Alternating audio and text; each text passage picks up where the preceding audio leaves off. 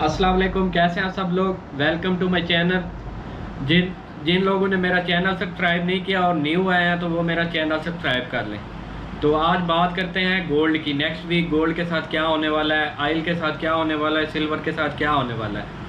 तो कल 3 big news हैं और सबसे पहले जो बिग न्यूज़ है वो एफओएमसी की है। एफओएमसी से पहले सीपीआई नंबर्स है।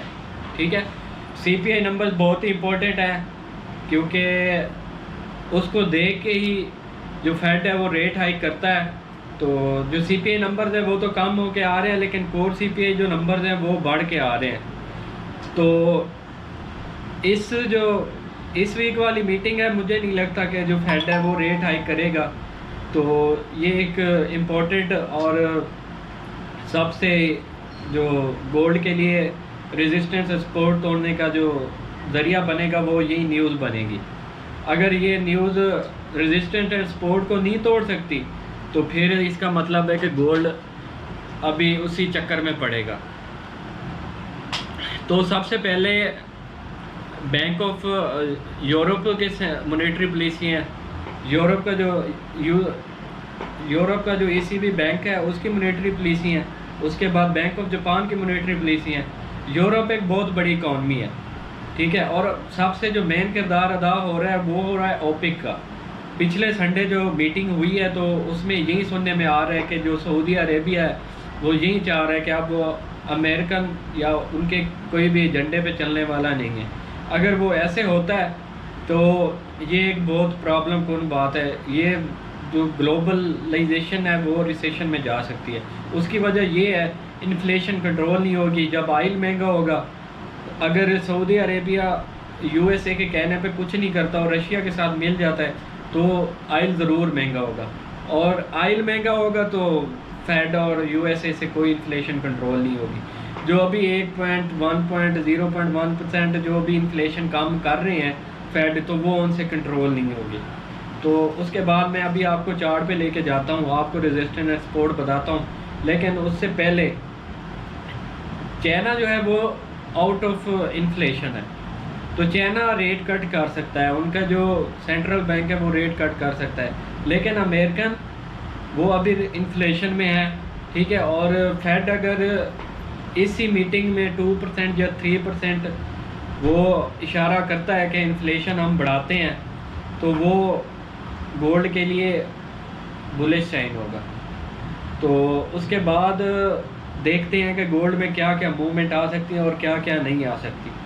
तो सबसे पहले जो है आपने ट्रेड करनी है तो एसएल लगा के रखें, ठीक है। रातों रात आपने अमीर होने का अगर सपना देखा है तो उसको छोड़ दें, क्योंकि यहाँ पे मार्केट में रातों रात अमीर होने का सपना नहीं देखा जाता, ठीक है। आपने मार्केट के साथ चलना है तो मार्केट आपको बिल्कुल बहुत कुछ दे के जाएगी, लेकिन सब्र के साथ, ठीक है। आपके अकाउंट में $100 हो, आप ये सोच रहे हैं कि हमने न्यूज़ लगी है मूवमेंट होगा गोल्ड तो हम $100-200 कमा लेंगे, तो ऐसा कुछ भी नहीं होने वाला भाई। ऐसा अगर करोगे तो चलो एक दफ़ा कर लोगे, 2 दफ़ा कर लोगे, लेकिन उसके बाद आप ट्रेड में जो है वो बिल्कुल फेल हो जाओगे। और फेल होने का मतलब है कि आपका दिल टूट जाएगा और आप ये कहोगे कि ये मार्केट जो है ये पैसा खींच रही है। ऐसी कोई बात नहीं है, मार्केट पैसा नहीं खींचती, आप खुद ही अपना पैसा ज़ाया करते हो और वो भी ग्रीडीपन में। ट्रेड में सबसे पहले जो है वो आपने ग्रीडीपन को कंट्रोल करना है। अब मैं चार्ट पे चलता हूँ और आपको नेक्स्ट वीक की जो न्यूज़ है वो भी बताता हूँ और आपको रेजिस्टेंस एंड सपोर्ट भी बताता हूँ। तो मिलते हैं चार्ट पे, आ जाइए। अस्सलाम वालेकुम, कैसे हैं आप सब लोग। तो जी हम चार्ट पे आ गए हैं। तो मैंने फ्राइडे वाले दिन जो है आप लोगों को $1957 की जो है वो सपोर्ट दी थी और $1970 की जो है वो रेजिस्टेंस दी थी। तो जब यूएसए सेशन स्टार्ट हुआ तो गोल्ड $1973 तक गया, फिर रिजेक्शन आया, बिग रिजेक्शन। उसके बाद गोल्ड फिर नीचे 1963-62 पे आ गया। तो ये जो ट्रेंड लाइन है ये बहुत इंपॉर्टेंट ट्रेंड लाइन है, ठीक है। कल मार्केट ने इसको ब्रेकआउट करने की ट्राई की है। ये देखिए यहाँ से है, इसको मार्केट ने ट्रेंड ट्रेंड लाइन को जो है वो ये चेक करें, यहाँ पे टच हो रही है, लेकिन यहाँ पे मार्केट निकली है लेकिन वो भी रिजेक्ट होकर फिर नीचे आ गई। तो इसका यही मतलब है कि जो ट्रेंड लाइन है वो बहुत इंपॉर्टेंट किरदार अदा कर रही है। हाँ, तो चलिए आपको उसके बाद मैं लेके जाता हूँ। तो यूएसए के बॉन्ड एक्शन है भाई, 10 ईयर बॉन्ड एक्शन है मंडे वाले दिन, इम्पोर्टेंट रहेंगे। ठीक है, उसके बाद ट्यूसडे जी जनाब जीबीपी पे क्लाइमेट कौन चेंज है, यूएसडी के देखें सीपीआई नंबर्स हैं, सीपीआई नंबर्स जो हैं वो कम होके आ रहे हैं, लेकिन जो कोर सीपीआई नंबर्स हैं वो बढ़ के आ रहे हैं। तो ये बहुत ही इंपॉर्टेंट न्यूज़ रहने वाली है ट्यूसडे वाले दिन, ख्याल रखिएगा। उसके बाद बैलेंस पीक है जीबीपी के जीडीपी नंबर्स हैं, बहुत इंपॉर्टेंट है, ख्याल रखिएगा। उसके बाद कोर पीपीआई है यूएसडी की वेंसडे वाले दिन, बहुत इंपॉर्टेंट डेटा वेंसडे वाले दिन है। और ट्यूसडे वाले दिन है एफओएमसी मीटिंग्स हैं, फेडरल फंड रेट है, एफओएमसी प्रेस कॉन्फ्रेंस है, तो इस दिन भी आपने बहुत ख्याल रखना है। इसके बाद आ जाते हैं ऑस्ट्रेलिया के एम्प्लॉयमेंट चेंज है, अनएम्प्लॉयमेंट रेट है, चाइना के इंडस्ट्रियल प्रोडक्शन है, यूरोप। अच्छा, तो इसके मेन अगर आप यूरोप पे करते हैं तो ये आपके लिए मॉनेटरी पॉलिसी वगैरह बहुत इंपॉर्टेंट है, तो ख्याल रखिएगा। थर्सडे वाले दिन आपको पता है हर थर्सडे को जो है वो अनएम्प्लॉयमेंट क्लेम्स होते हैं। उसके बाद कोर रिटेल सेल्स भी हैं पड़ी, रिटेल सेल्स भी इंपॉर्टेंट नंबर्स होते हैं, इनका भी आपने ख्याल रखना है। जे पे वही जापान की मॉनेटरी पॉलिसी है, ये भी इम्पोर्टेंट है, बहुत इम्पोर्टेंट है। उसके बाद 4:45 बजे एफओएमसी मेंबर बैलेंस फिक्स करेंगे जनाब वैल्यूर। अच्छा, उसके बाद है 7 बजे कंज्यूमर सेंटिमेंट है। तो ये जो वीक है ये पूरा हमारे लिए बहुत ही इम्पोर्टेंट होने वाला है, तो ख्याल से न्यूज़ करनी है आप लोगों ने। आ जाए गोल्ड पे, मैं आपको रेजिस्टेंस एंड सपोर्ट बता देता हूँ। तो गोल्ड की जो रेजिस्टेंस है वो है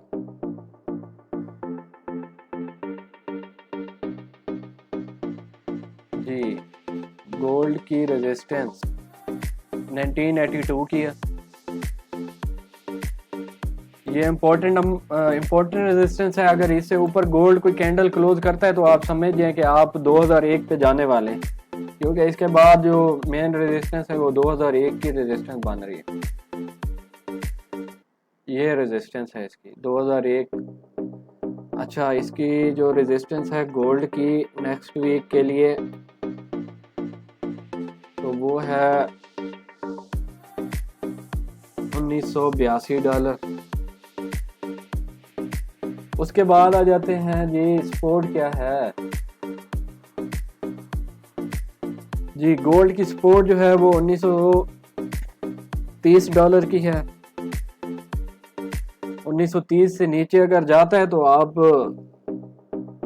जनाब गोल्ड के लिए तैयार हो जाना 1900 और 1850 के लिए।